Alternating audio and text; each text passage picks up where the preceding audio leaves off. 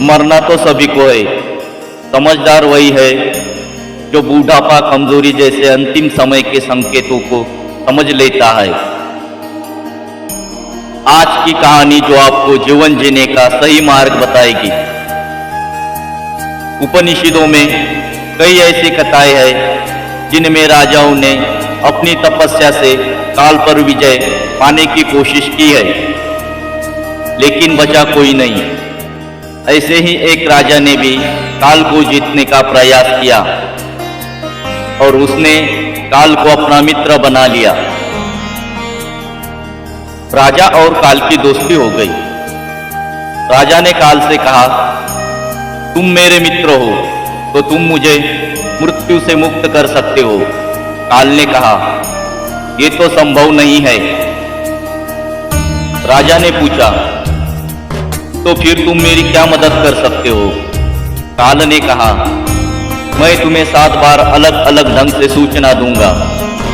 तुम राजा हो, बहुत व्यस्त रहते हो, तो इन संकेतों को ध्यान में रखना और 8वीं बार मैं तुम्हें लेने आ जाऊंगा। राजा इस बात के लिए मान गया।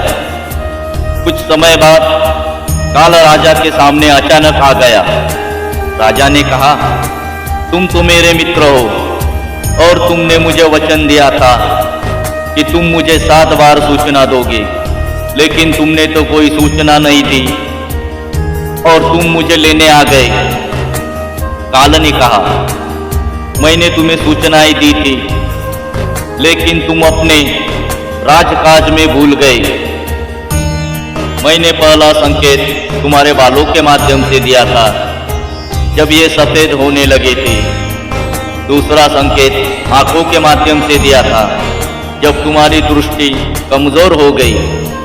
तीसरा संकेत कानों के माध्यम से दिया जब तुम्हें सुनाई देना कम हो गया। और चौथी बार में तुम्हारे दांत कमजोर हो गए।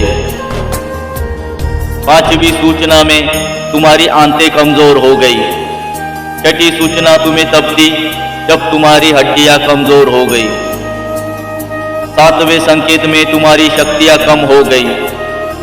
ये सब मेरी ही सूचनाएं थी, लेकिन तुमने इन बातों पर ध्यान नहीं दिया। 8वीं बार में खुद लेने आया हूं।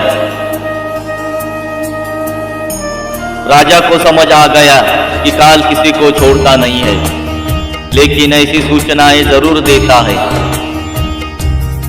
इस कहानी से हमें यह सीख मिलती है। इस कथा में बताए गए 7 संकेत हमें भी ध्यान रखना चाहिए। जब ये संकेत मिलने लगे तो हमें अपने अधूरे कामों को तेजी से पूरा करना चाहिए। मृत्यु तो सभी की होगी, लेकिन जब अंतिम समय निकट आ रहा हो तो हमें तैयारी कर लेनी चाहिए। जीवन की तैयारियां तो सभी करते हैं। समझदार वही है जो मृत्यु की भी तैयारियां कर लेता है।